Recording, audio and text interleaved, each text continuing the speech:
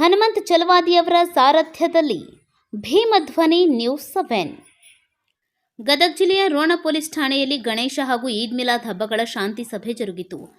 ಈ ಸಭೆಯಲ್ಲಿ ರೋಣ ಪೊಲೀಸ್ ಠಾಣಾ ಪಿಎಸ್ಐ ಪ್ರಕಾಶ್ ಬಣಕಾರ್ ಮಾತನಾಡಿ, ಗಣೇಶ ಕೂರಿಸುವ ಸಮಿತಿಗಳು ಯಾವುದೇ ಅಹಿತಕರ ಘಟನೆ ನಡೆಯದಂತೆ ನೋಡಿಕೊಳ್ಳಬೇಕು. ಹಬ್ಬದಲ್ಲಿ ಕುಡಿದು ಗಲಾಟೆ ಮಾಡುವವರು ಮತ್ತು ಇಸ್ಪಿಟಾಡುವವರ ಮೇಲೆ ಸೂಕ್ತ ಕಾನೂನು ಕ್ರಮ ಜರುಗಿಸಲಾಗುವುದು. ಗಣೇಶನ ಮೆರವಣಿಗೆ ಧ್ವನಿವರ್ಧಕ ಮತ್ತು ಡಿಜೆ ಸಿಸ್ಟಂಗಳನ್ನು ಬಳಸಬಾರದು. ಒಂದು ವೇಳೆ ಕಾನೂನು ನಿಯಮ ಉಲ್ಲಂಘನೆ ಮಾಡಿದರೆ ಗಣೇಶ ಕೂರಿಸುವ ಸಮಿತಿಯವರ ಮೇಲೆ ಕಾನೂನು ಕ್ರಮ ಜರುಗಿಸಲಾಗುವುದು. ಗಣೇಶ ಮೂರ್ತಿ ಕೂರಿಸಲು 5 ರಿಂದ 10 ದಿವಸಗಳವರೆಗೆ ಮಾತ್ರ ಅವಕಾಶ. 11ನೇ ದಿನಕ್ಕೆ ಕಳುಹಿಸುವ ಗಣಪತಿಗಳಿಗೆ ಅವಕಾಶ ನೀಡುವುದಿಲ್ಲ. ಗಣಪತಿ ವಿಸರ್ಜನೆ ವೇಳೆ ಪಟಾಕಿಗಳನ್ನು ಮೇಲೆ ತೂರುವುದು, ಸಾರ್ವಜನಿಕರಿಗೆ ತೊಂದರೆ ಮಾಡುವುದು ಕಂಡುಬಂದರೆ ಅವರಿಗೂ ಕೂಡ ಕಠಿಣ ಶಿಕ್ಷೆ ನೀಡಲಾಗುವುದು.